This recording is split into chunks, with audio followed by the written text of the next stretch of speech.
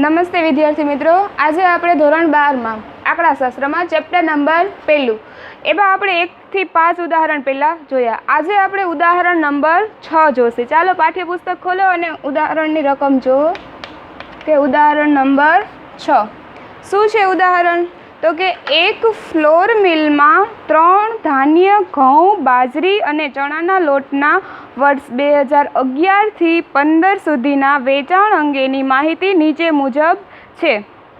આ માહિતી પરથી સાદી સરેરાશનો ઉપયોગ કરી પછી શું કીધું છે તો કે પહેલું અચલ આધારની રીતે અને પરંપરિત આધારની રીતે વેચાણના સામાન્ય સૂચકાંકની ગણતરી કરો.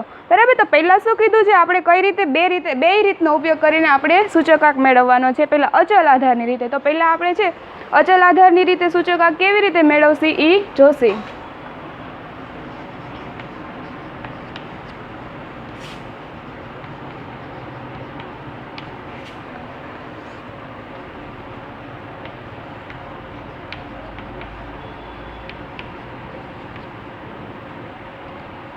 પહેલું શું જોશે તો કે અચલ આધારે સૂચકાંક કેવી રીતે મેળવશું. બરાબર. પહેલાં સૂચકાંકનું સૂત્ર શું આવશે તો કે અચલ આધારે સૂચકાંક બરાબર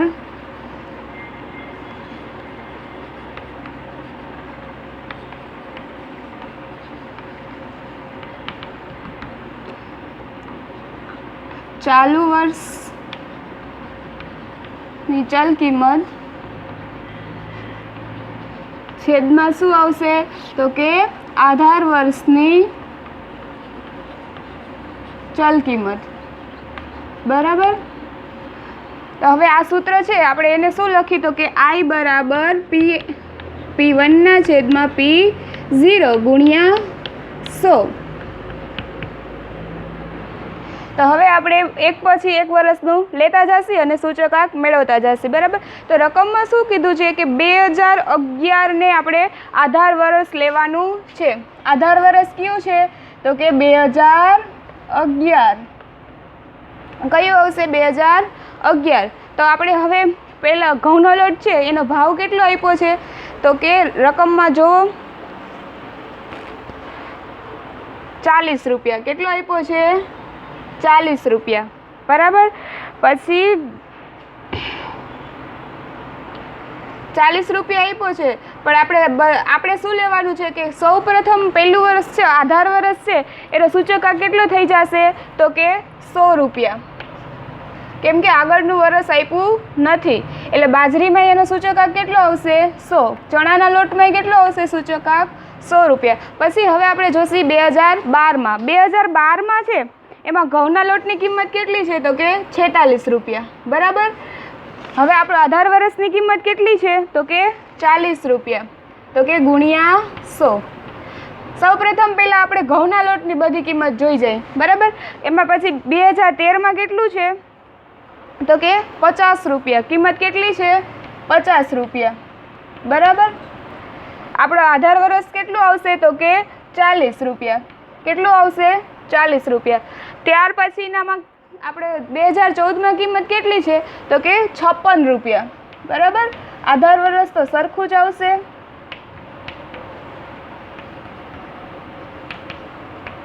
ત્યાર પછી છેલ્લા 2015ના વર્ષમાં કેટલા રૂપિયા છે તો કે 64 રૂપિયા. આધાર વર્ષ સરખું આવશે 40. બરાબર.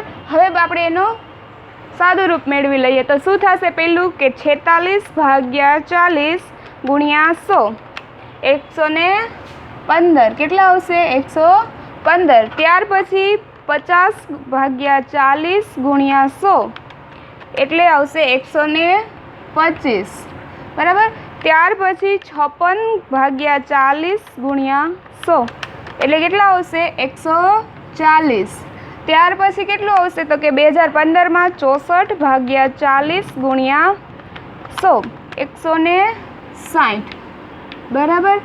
ત્યાર પછી શું આવશે તો કે બાજરીનો લોટ. બાજરીનો લોટમાં પહેલા વર્ષમાં આપણો સૂચકાંક કેટલો આવશે કે 100 રૂપિયા. બરાબર. જે તે વર્ષમાં આધાર વર્ષ લેવાનું હોય એ વર્ષનો સૂચકાંક હંમેશા 100 આવે. ત્યાર પછી 2012માં આપણે 2012માં કેટલા રૂપિયા આપ્યા છે તો કે 2012માં આપણે રકમ કેટલી આપી છે તો કે 30 રૂપિયા. કેટલું આપ્યું છે?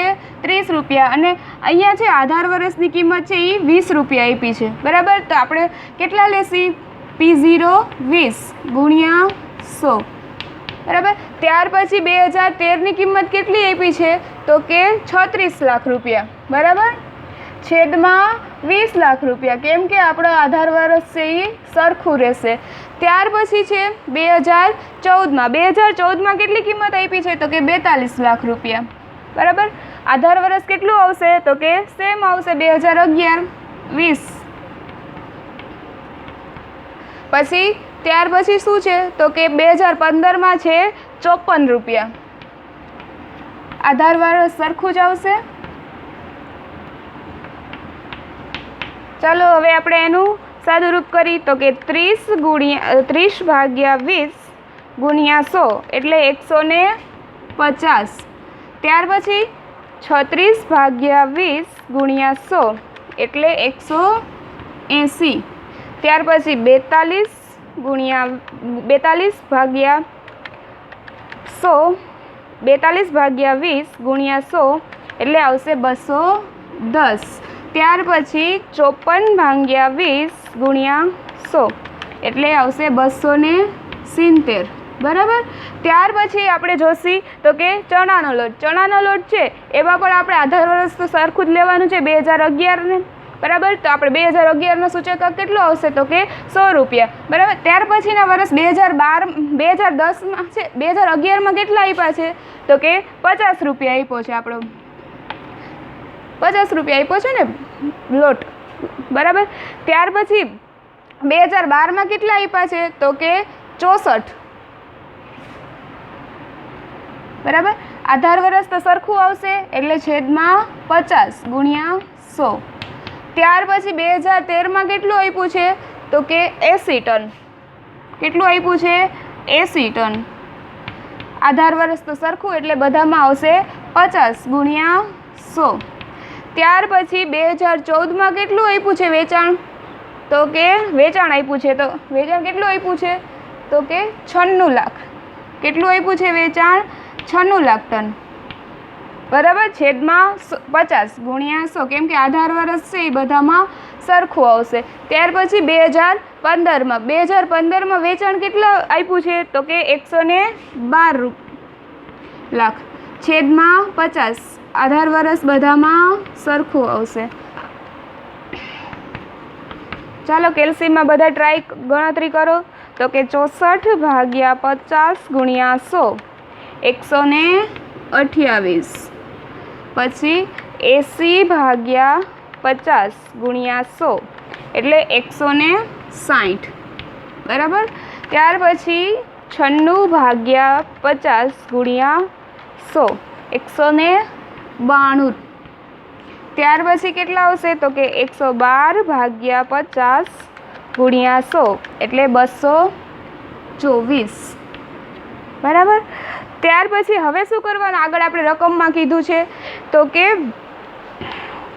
સામાન્ય સૂચકાંકની ગણતરી કરો. વેચાણનો સામાન્ય સૂચકાંક આપણે મેળવવાનો છે તો શું આવશે કે આ બધા વર્ષ આખો જેટલા વેચાણ થયું હોય બધા લોટનું એનો સરવાળો એને ડિવાઈડ જેટલા યર હોય જેટલી વસ્તુ હોય એ, બરાબર. એટલે આમાં કેટલા થશે? 100, 200 ને 300. આનો સરવાળો કેટલો થશે? તો કે 300. પછી આનો કેટલો થશે સૂચકાંકનો સરવાળો? તો કે 115 વત્તા 150 વત્તા 128 એટલે થશે 393 રૂપિયા, બરાબર. ત્યાર પછી 125 વત્તા 180 વત્તા 160 એટલે થશે 465, બરાબર. પછી 2014નો કેટલો થશે? 140 વત્તા 210 વત્તા 192 એટલે 542. ત્યાર પછી 2015ના વર્ષનો કેટલો થશે? તો કે 160 વત્તા 270 વત્તા 224 એટલે થશે 654. હવે આપણે શું શોધવાનો છે કે વેચાણનો સામાન્ય સૂચક આંક, બરાબર. વેચાણનો સામાન્ય સૂચક આંક એટલે શું થશે કે જે આ વર્ષનો સરવાળો આવ્યો છે એને ડિવાઈડ બાય જેટલા આપણા જેટલી વસ્તુ હોય પ્રોડક્ટ હોય એટલા એને ડિવાઈડ કરવાના, બરાબર. એટલે અહીંયા કેટલા આવશે, આપણે સરવાળો કેટલો થાય છે 3 વસ્તુનો, ઘઉં અને બાજરી અને ચોખાના લોટનો, તો કે 300 રૂપિયા. કેટલી વસ્તુ છે 1, 2 અને 3, તો છેદમાં કેટલા આવશે 3. એટલે આપણે કેટલું મળશે, વેચાણનો સામાન્ય સૂચક અહીંયા મળશે 100 રૂપિયા, બરાબર. એવી જ રીતે બધા યરનું કરવાનું. તો આ વર્ષમાં કેટલું થશે 393 2012માં, બરાબર. વર્ષ તો વસ્તુ કેટલી છે તો કે 3. કેટલો આવશે, ભાગાકાર કરો, 393 ભાગ્યા 3 131, બરાબર. ત્યાર પછી 2013માં કે 400 ને આપણો ટોટલ કેટલો આવ્યો 465 ભાગ્યા 3, 465 ભાગ્યા 3 એટલે કેટલો સામાન્ય સૂચકાંક આવશે 155, બરાબર. ત્યાર પછી ન જુઓ તો કે 2014માં છે એમાં આપણે 542 આપ્યું છે, ડિવાઈડ બાય 3 એટલે કેટલા આવશે તો કે 180.666, બરાબર. ત્યાર પછી 2015માં ટોટલ કેટલું છે તો કે 654 ડિવાઈડ બાય 3 એટલે થશે 218, બરાબર. આપણે આ પહેલાં અચલ આધારની રીતે કીધું હતું એમાં આપણે સામાન્ય સૂચકાંક અને સૂચકાંક આપણે બેની ગણતરી કરી. હવે આપણે આગળ હજી આપણે આ જ દાખલામાં પરંપરિત રીતે વેચાણનો સૂચકાંક શોધવાનો છે, તો એ આપણે જોશું હવે.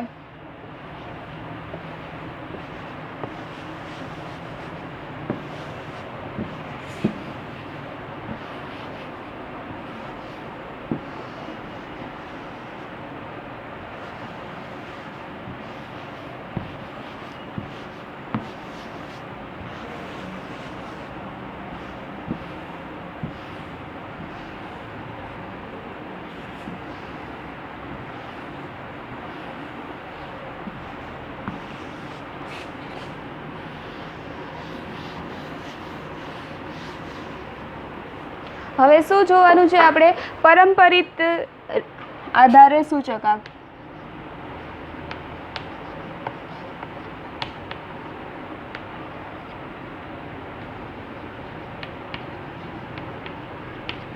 બરાબર. પરંપરિત આધારે સૂચકાંક છે એનું સૂત્ર શું થશે તો કે પરંપરિત આધારે સૂચકાંક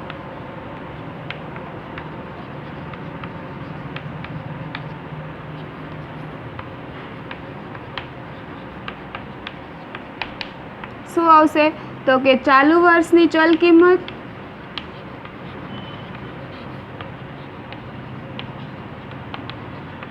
છેદમાં શું આવશે અગાઉના વર્ષની ચલ કિંમત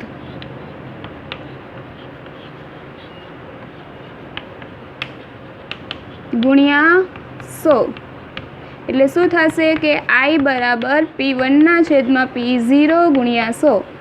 પણ આમાં શું થશે, ઓબા આપણે આધાર વર્ષ હતું એ નક્કી હતું, એક જ વર્ષ લેવાનું હતું. આમાં શું આવશે કે અગાઉનું વર્ષ આપણે આધાર વર્ષમાં લેવાનું થશે, બરાબર. તો હવે આપણે પહેલું જ જોઈએ, બરાબર. આબા પર શું થશે કે 2011 છે એ આપણું પહેલું વર્ષ છે. 2011 કરતાં એ કંઈ આગળની રકમ આપણને આપી નથી, તો પહેલું વર્ષ છે એનો સૂચકાંક કેટલો રહેશે 100, કેમ કે આપણે આગળના વર્ષની કંઈ માહિતી આપેલી નથી, બરાબર. તો 3 વસ્તુની પહેલા વર્ષમાં સૂચકાંક કેટલો રહેશે તો કે 300, બરાબર. ત્યાર પછી આપણે બીજું જોઈએ 2012માં, બરાબર. 2012માં છે એમાં આપણો ભાવ કેટલો આપ્યો છે તો કે 46 રૂપિયા. પહેલાંમાં આપણે કિંમત લખી નાખી કે આમાં આપ્યો છે 40 રૂપિયા, અહીંયા આપ્યું છે 20 રૂપિયા અને અહીંયા આપ્યું છે 50 રૂપિયા, બરાબર. પહેલા વર્ષ 2012માં કેટલું આપ્યું છે આપણું વેચાણનું તો કે 46. આપણે હવે શું કરવાનું, આમાં અગાઉનું વર્ષ લેવાનું. તો હવે 2012 છે એનું અગાઉનું વર્ષ કયું થશે તો કે 2011. 2011માં આપણું વેચાણ કેટલું હતું તો કે 40 લાખ ગુણ્યા 100. એવી જ રીતે 2013માં કેટલું આપ્યું છે આપણું વેચાણ તો કે 50. અગાઉનું વર્ષ કયું થશે તો કે 2012. 2012માં કેટલું વેચાણ છે તો કે 46 ગુણ્યા 100, બરાબર. ત્યાર પછી 2014માં 2014માં કેટલું આપ્યું છે તો કે 56. આપણે વેચાણ કેટલું આપ્યું છે 56. આપણે 2013 કેટલું આવશે 50. અચલ આધારમાં હોય તો આપણે 1 વર્ષ નક્કી કરેલું આપ્યું હોય એને જ આપણે આધાર વર્ષ તરીકે લેવાનું, બરાબર. આમાં શું આવશે કે એનું અગાઉનું વર્ષ પરંપરિતની રીતમાં ગુણ્યા 100. 2015માં કેટલું આપ્યું છે તો કે 64 રૂપિયા, 64 લાખ વેચાણ, બરાબર. તો છેદમાં કેટલું આવશે અગાઉનું વર્ષ 56 ગુણ્યા 100. હવે આપણે પહેલાં બધામાં આવી રીતે ગણતરી મૂકી લઈએ, પછી આપણે એનું સોલ્યુશન કરશું, બરાબર. તો હવે 2012માં છે એમાં કેટલું આપ્યું છે વેચાણ બાજરીના લોટનું તો કે 30 લાખનું વેચાણ. આપણું અગાઉનું વર્ષ થશે 2011. 2011માં વેચાણ થયું હતું 20 લાખનું ગુણ્યા 100, બરાબર. ત્યાર પછી 2013માં કેટલું છે તો વેચાણ 36 લાખ રૂપિયા, બરાબર. અગાઉનું વર્ષ થશે 2012. 2012માં વેચાણ છે 30 લાખ ગુણ્યા 100. ત્યાર પછી 2014માં કેટલું છે તો કે 42. અગાઉનું વર્ષ કેટલું આવશે 2013. એમાં કેટલું વેચાણ છે તો કે 36 લાખનું ગુણ્યા 100. ત્યાર પછી 2015માં કેટલું વેચાણ આપ્યું છે તો કે 54 લાખ રૂપિયા, બરાબર. અગાઉનું વર્ષ કયું થશે તો કે 2014. એમાં કેટલું વેચાણ આવ્યું 42 લાખ ગુણ્યા 100, બરાબર. હજી આપણે છેલ્લે ચણાના લોટનું જોઈએ કે પહેલા વર્ષનો સૂચકાંક તો 100 જ આવશે. પછી બીજા વર્ષમાં 2012માં કેટલું વેચાણ આપ્યું છે તો કે 64 લાખ. છેદમાં અગાઉનું વર્ષમાં કેટલું વેચાણ હતું તો કે 50 લાખ ગુણ્યા 100, બરાબર. ત્યાર પછી 2013માં કેટલું વેચાણ આપ્યું છે તો કે 80 લાખ. અગાઉના વર્ષનું કેટલું છે 64 ગુણ્યા 100. ત્યાર પછી 2014માં કેટલું આપ્યું છે વેચાણ 96 લાખ રૂપિયા. અગાઉના વર્ષનું કેટલું છે તો કે 80 લાખ ગુણ્યા 100, બરાબર. છેલ્લા વર્ષમાં વેચાણ કેટલું આપ્યું છે તો કે ચણાના લોટનું 112 લાખ રૂપિયાનું, બરાબર. 2014માં કેટલું છે 96 લાખ રૂપિયા ગુણ્યા 100. હવે આપણે બધાની ગણતરી કરી તો શું આવશે પહેલાં તો કે 46/40 ગુણ્યા 100 115. કેટલું આવશે 115. ત્યાર પછી 30/20 ગુણ્યા 100 150, બરાબર. ત્યાર પછી કે 64/50 ગુણ્યા 100 128. ત્યાર પછી 2013નું વર્ષ તો કે 50/46 ગુણ્યા 100 એટલે કેટલા આવશે તો કે 108.695, બરાબર. ત્યાર પછી 36/30 ગુણ્યા 100 ત્યાર પછી 80/64 ગુણ્યા 100 એટલે આપણે કેટલા મળશે 125. ત્યાર પછી શું હશે 2014માં તો કે 56/50 ગુણ્યા 100 112. ત્યાર પછી 42/36 ગુણ્યા 100 એટલે આવશે 116.666 પોઈન્ટ પછી, બરાબર. પછી 96/80 ગુણ્યા 100 120. ત્યાર પછી 2015માં એમાં શું હશે તો કે 64/56 ગુણ્યા 100 એટલે 114.285, બરાબર. ત્યાર પછી 54/42 ગુણ્યા 100 એટલે 128.57. ત્યાર પછી આવશે 112/96 ગુણ્યા 100 એટલે 116.666, બરાબર. હવે આપણે આમાંય શું શોધવાનું છે તો કે સામાન્ય સૂચકાંક. સામાન્ય સૂચકાંક શોધવાનું છે એટલે આપણે હવે શું કરશું તો કે બધાની ગણતરી. બરાબર. પહેલા વર્ષના 2011માં કેટલો ટોટલ થશે તો કે 300 રૂપિયા. કેટલો થશે? 300 રૂપિયા. ત્યાર પછી આપણે બીજા વર્ષનો ટોટલ કરશી. બીજા વર્ષમાં ટોટલ કેટલો આવશે તો કે 115 વત્તા 150 વત્તા 128 એટલે 393. ત્યાર પછી 108.695 વત્તા 120 વત્તા 125 એટલે કેટલા મળશે તો કે 353.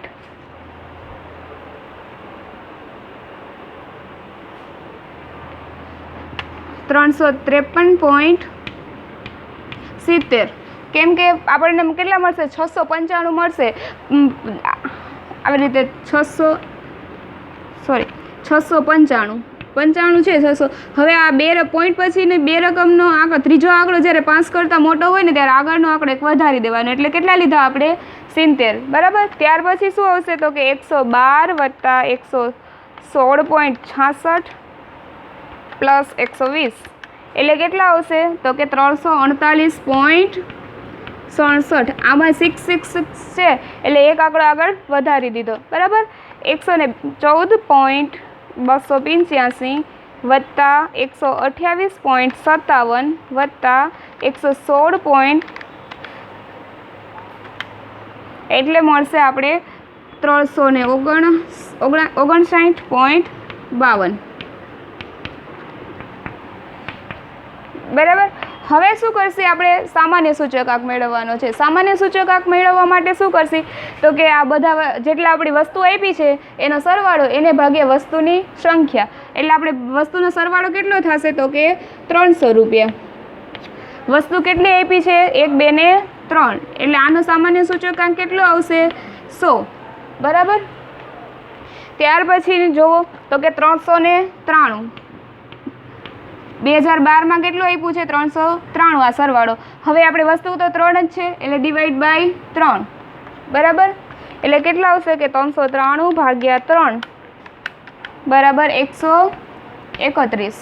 ત્યાર પછી 2013ના વર્ષમાં કેટલું આવશે સામાન્ય સૂચકાંક તો કે 353.70 ભાગ્યા વસ્તુ કેટલી છે આપણી પાસે ટોટલ સંખ્યા તો કે 3 એટલે 353.70 ભાગ્યા 3 એટલે 117.9. શું આવશે? 117.9. ત્યાર પછી આપણા 2014ના વર્ષમાં 348.67 છેદમાં 3 વસ્તુની સંખ્યા છે 3 એટલા માટે 348.67 ભાગ્યા 3 એટલે કેટલું આવશે? 116.22. બરાબર. ત્યાર પછી 359.52 છેદમાં કેટલા આવશે? 3. બરાબર. 359.52 ભાગ્યા 3 એટલે આપણો સૂચકાંક આવશે સામાન્ય સૂચકાંક 119.84. બરાબર. આપણે આ ઉદાહરણમાં શું કરવાનું હતું તો કે અચલ આધારે સૂચકાંક શોધવાનો હતો અને પરંપરિત આધારે શોધવાનો હતો. હવે તમને સમજાઈ ગયું હશે કે અચલ આધારે સૂચકાંક અને પરંપરિત આધારે સૂચકાંક શોધવામાં શું ડિફરન્ટ છે. કે જો અચલ આધારે કીધું હોય ત્યારે વર્ષ છે એ ફિક્સ હોય, જ્યારે પરંપરિત આધારે હોય ત્યારે વર્ષ છે એ બદલાતું રહે છે. બરાબર. હવે આપણે આગળનું છે નેક્સ્ટ લેક્ચરમાં જોશું.